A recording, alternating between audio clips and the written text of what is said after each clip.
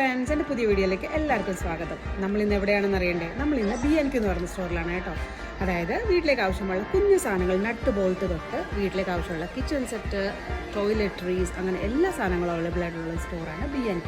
നമ്മൾ ഇന്നിവിടെ വന്നിരിക്കുന്നത് നമ്മുടെ വീട്ടിലെ വിൻഡോ ഷീറ്റ് പൊട്ടിപ്പോയി അത് മേടിക്കാൻ വേണ്ടിയാണ് കേട്ടോ.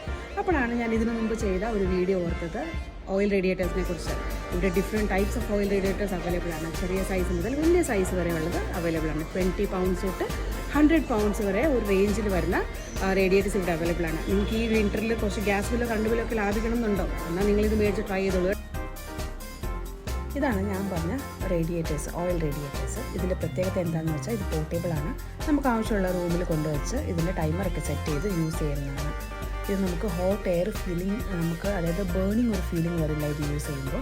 റൂമിൻ്റെ ടെമ്പറേച്ചർ നന്നായിട്ട് സെറ്റ് ചെയ്ത് മെയിൻറ്റെയിൻ ചെയ്ത് നമുക്ക് നല്ലൊരു കംഫർട്ടബിളായിട്ടാണ് ഫീൽ ചെയ്യുന്നത്.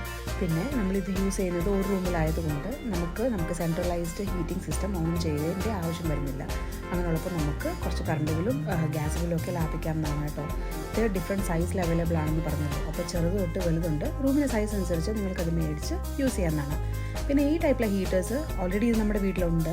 പക്ഷേ ഇത് യൂസ് ചെയ്യുമ്പോൾ എന്താ പ്രശ്നമെന്ന് വെച്ചാൽ നമുക്ക് ഒരു ഹോട്ട് ഫീലിംഗ്, നമ്മുടെ ഈ ഫ്ലഷൊക്കെ നല്ല ബേൺ ചെയ്യുന്ന ഒരു ഫീലിംഗ് ആണ് ഇത് കുറച്ച് നേരം ഇടുമ്പോഴേക്കും.